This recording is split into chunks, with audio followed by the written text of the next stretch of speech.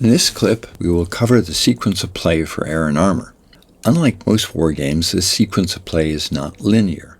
Rather, each game turn is played in 3 nested action cycles that keep play highly interactive and keep game functions in a logical order. While this might sound complicated, at the heart of this game is a very simple I go, you go structure. The Warsaw Pact player rolls 1 die for the initiative. On an odd die roll, he gets the initiative. On an even die roll, the NATO player gets the initiative.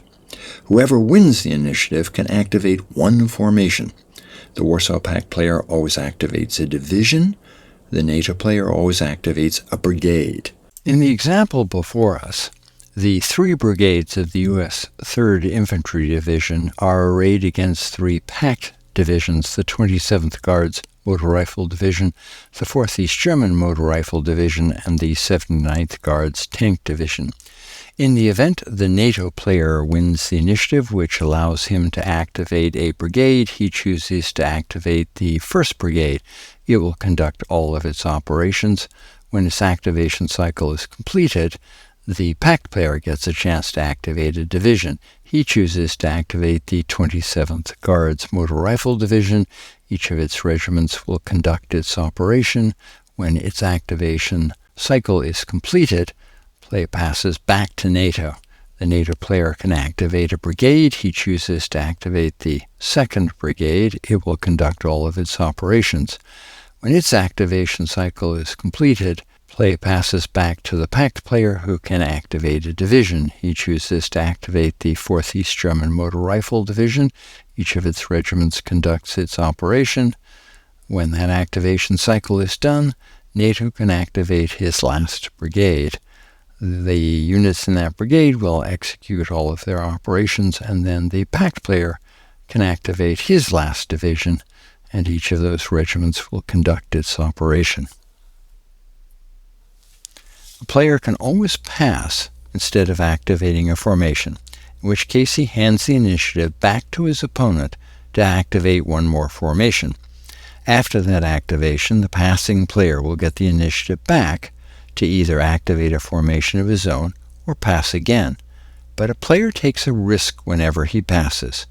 If his opponent also passes, such that both players have now passed back to back, then no more formations can be activated, and the maneuver phase ends. What about units that don't belong to a Warsaw Pact division or a NATO brigade? For the Warsaw Pact player, these will be units in army or front formations, generally base formations, but there are also some independent regiments at these echelons. For NATO, these will be units in division base and corps base formations. Units in these superior formations can activate with any subordinate Warsaw Pact division or NATO brigade, but can still activate only once per turn, so they have to pick which subordinate division or brigade they're going to activate with. These units do not have to all activate with the same subordinate brigade or division. They can pick which one they want to activate with individually. The one exception here is that NATO units in a corps or division base formation can never activate with subordinate brigades of a different nationality. If you follow this schema, no unit will ever activate more than once each turn. So let's look at this graphically. The first action cycle is the sequence of play, which consists of 6 phases. The first phase is the reinforcement phase. During this phase, both players place any ground reinforcements along the friendly map edge adjacent to the hexes where they will enter the map. They place any reinforcing helicopter units in the ready box on their helicopter track, and any reinforcing combat support points go on their combat support points track. We next enter the Warsaw Pact planning phase. During this phase, the Warsaw Pact player expends the command points generated by his headquarters and also any off-map command points assigned to him by the scenario, and he uses these command points to assign 1 operation to each of the regiments that he has in play. Next comes the maneuver phase, and the maneuver phase is the big phase of the sequence of play, because this is where we start the second set of action cycles, These action cycles are termed activation cycles. This is where the Warsaw Pact player will roll for the initiative, and then the player who wins the initiative will run his first activation cycle for a Warsaw Pact division or a NATO brigade. During the activation segment, the player who has won the initiative is going to inform his opponent as to which Warsaw Pact division or NATO brigade he is going to activate, and in the case of the Warsaw Pact player, he will also place lead unit markers on one unit of each of the regiments in the active formation to indicate where his notional regimental headquarters are located. In reality, these headquarters would be located further back behind the front lines, but this marker indicates the center of gravity, the main axis of advance for that regiment. Next is the reconnaissance segment.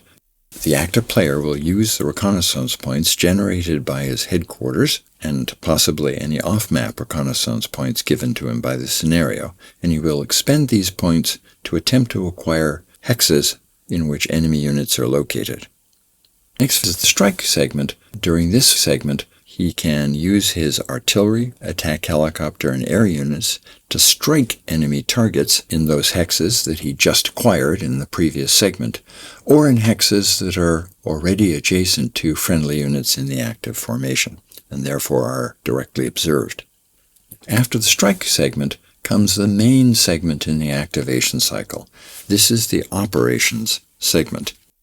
This is the segment in which a player will run operation cycles in the active formation until he has none left to run. In a Warsaw Pact division, this means that each regiment will run its pre-planned operation, and the division base will run a march operation. In a NATO brigade, this means that the NATO player will move each individual unit by march, or he will form task forces, which are essentially cross-attached battalions, to run hasty attack or assault operations. Once a formation has run all of its operations, the operation segment ends. The next segment is the bridge demolition segment, which only the NATO player receives. In this segment, the NATO player can blow civil bridges on the map by preset charges.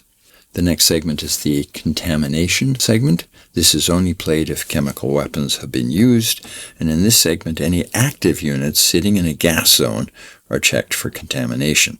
Finally, the activation cycle ends with the intelligence fade segment, in which any acquired markers that were placed on hexes successfully acquired during the reconnaissance segment are removed from the map.